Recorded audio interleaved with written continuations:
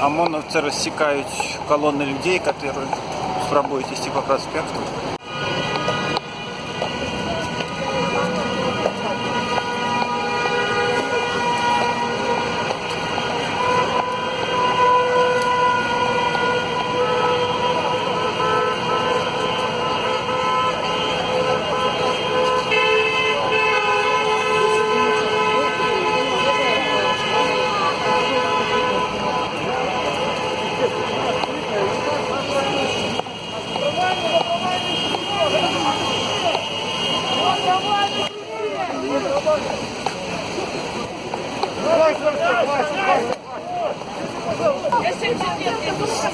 Где они?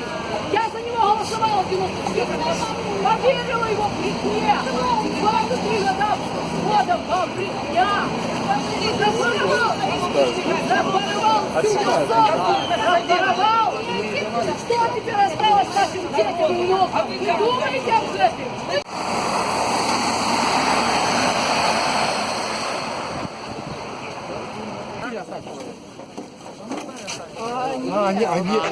Они специально собирают митинг, а то мы растягиваемся по всему тротуару. Они раз остановились, собрали нас в кучу, потом опять собрали. Сколько вас человек?